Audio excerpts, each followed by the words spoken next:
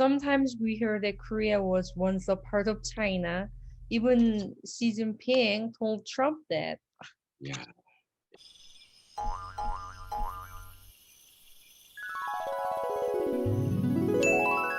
Annyeonghaseyo. This is Mark Peterson with the Frog Outside the Well Research Center. Today, I'm doing a very special thing. I've been asked by the Korean Ministry of Culture and Information to tell you about an important website called Facts About Korea. And it's a very interesting website where you can do a very interesting thing. That is, if you find something that's wrong about Korea, or if you're not sure and you want to find out for sure about it, tell them about what you saw on the media, on the internet or in a newspaper or on the TV, and you can report it and send a copy of that to the website. And they will acknowledge they received it. They'll tell you about reviewing it. They'll tell you any action they've taken to correct the mistake, and then they will report on what is happening about that report.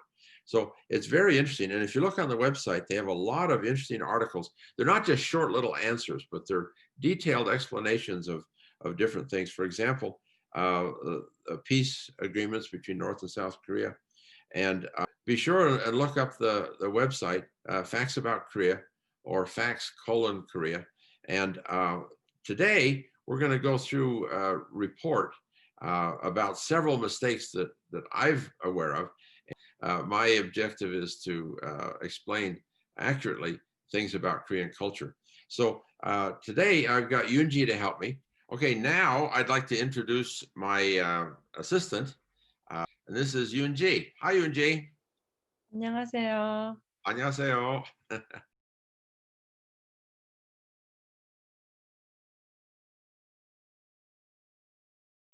You hear people say they can speak Hangul or they want to speak Hangul. What's wrong with that?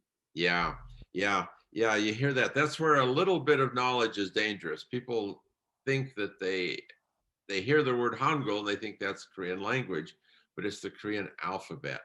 And you cannot speak the alphabet. You speak Korean, the language, but you don't speak Hangul. You only can write and read Hangul. Okay, what's the second one we have? So people often talk about Korea being a small country. Is it really a small country? Yeah, that's a good question, because Korea looks small where it sits on the map between China and Japan. It has a border with Russia, and then you've got the United States that's open on the south, on the ocean.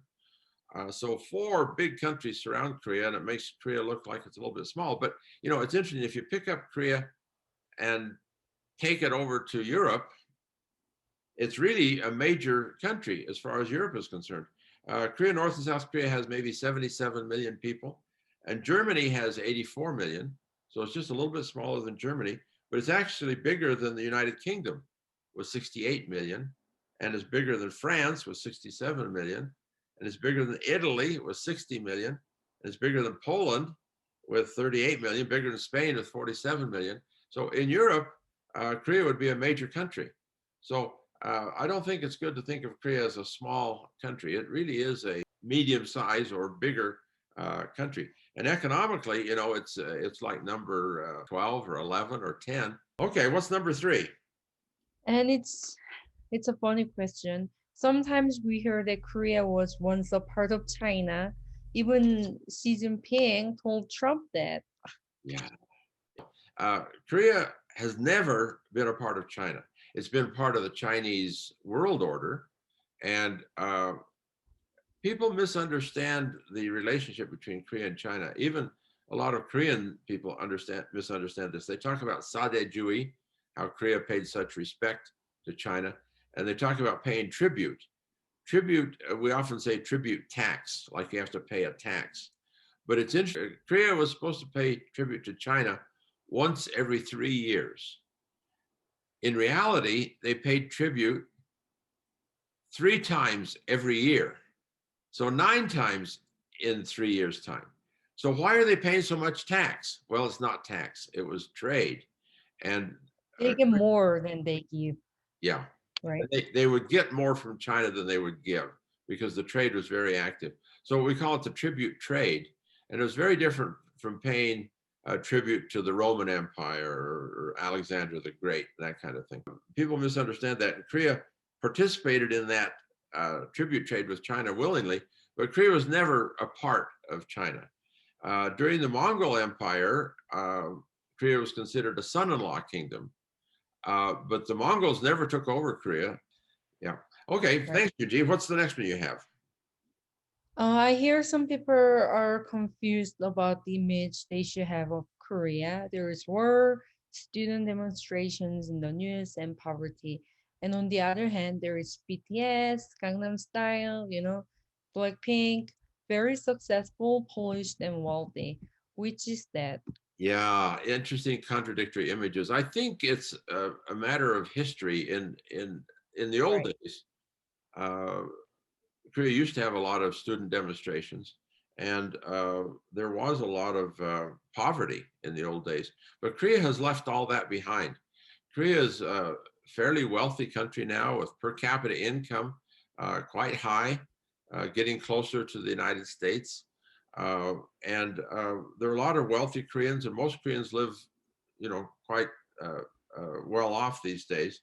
And the demonstrations, this is really interesting because in the old days, the demonstrations, they'd throw rocks and throw Molotov cocktails, and the police and the student demonstrators would go back and forth and tear gas and all this awful stuff. Now, when Koreans have demonstrations, they're called the candlelight demonstration. Right.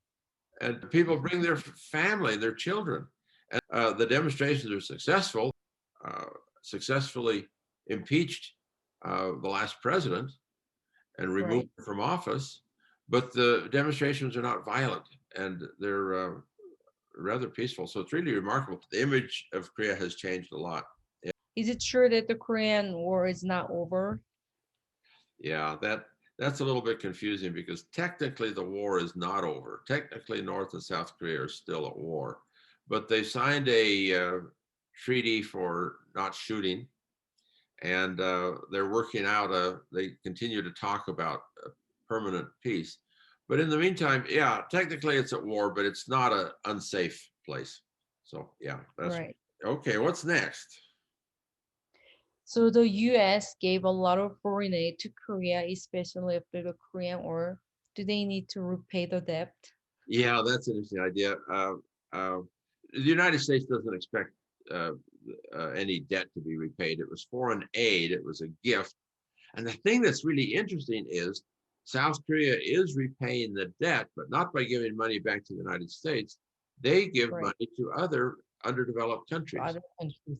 Yeah, so Mm-hmm. Korea used to be a receiving country, and now it's a giving country. And so that's a Right. marvelous thing. And Korea has developed a lot. So they're now giving aid to underdeveloped countries. That's a wonderful thing. Yeah. Right. And I've heard that Korea is located in East Asia or Northeast Asia, but I've also heard people say Far East, which is a better term. Yeah, Far East is not a good term. You hear that from time to time, and that's Right. what we call Eurocentric term.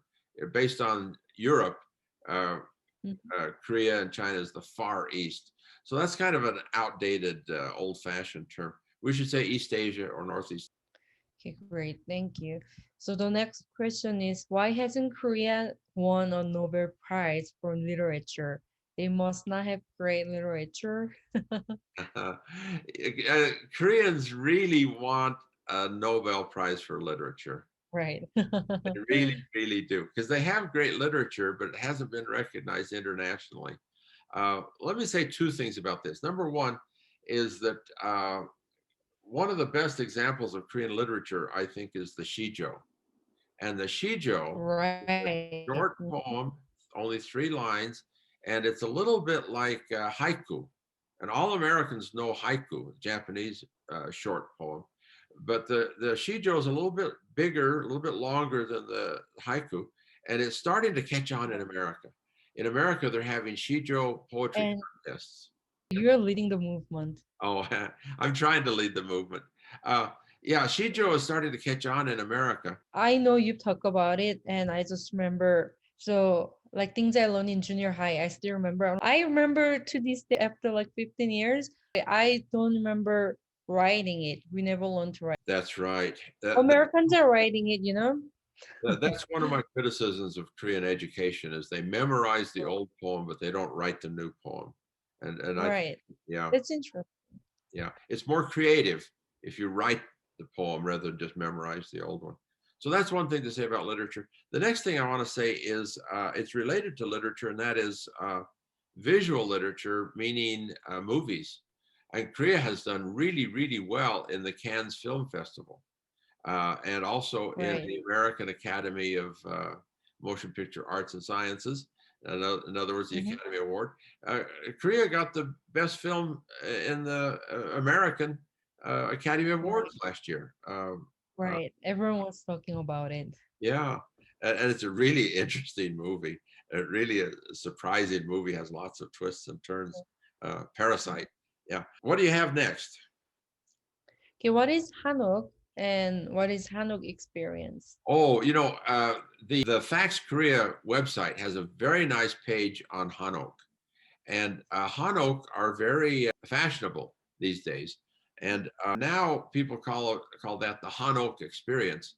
And I used to do the Hanok experience before there was a Hanok experience, but you can actually several places have Hanok that are like a hotel, and you can go and stay in a Hanok and Right. sleep on an Ondol floor, and it's a very nice experience. And it's on the website as well. Uh, there are a couple more that we haven't talked about. The UNESCO World Heritage Site is really an interesting thing because Korea has a lot of World Heritage recognition. This last year, they recognized the Sowon, the old Confucian academies. And these are some of my favorite places to visit in Korea, and they've been recognized. And the year before last, they recognized Buddhist temples. And there are several special Buddhist temples that are now UNESCO World Heritage Sites. So this is in addition to the palace, Pulguksa and Sokuram and Haeinsa, these other famous sites. There are several more that are being recognized now. You know the Korean flag? What are the symbols on the Korean flag? What do they mean? Oh, that's really an interesting question because, uh, it might look like it's Morse code, and it's a secret code of some kind saying uh, Korea is the best or Korea likes the U.S. or something. The symbols can be read as Morse code, but it's not Morse code, and it's not a secret. The symbols mean heaven and earth and fire and water. And so they're symbols that come from Right. ancient Confucianism and ancient Taoism. So yeah, there's meaning in the symbols. And in the center of the flag, you have the yin yang symbol, which means male and female, night and day, spring and summer, all this complementary opposition in nature in the Korean flag. So that's a good symbol too. Yeah. Okay. Well, those are some questions we've had about uh, uh, Korean culture. And if you have any more questions, and especially if you run into something that looks wrong, if you think it's a mistake, look on the website and ask about Fax Korea. Well, thank you, 교수님, for working so hard to, correcting these misunderstandings. Well, that's the job of the frog outside the well. That's my job. Okay. Thanks, everybody.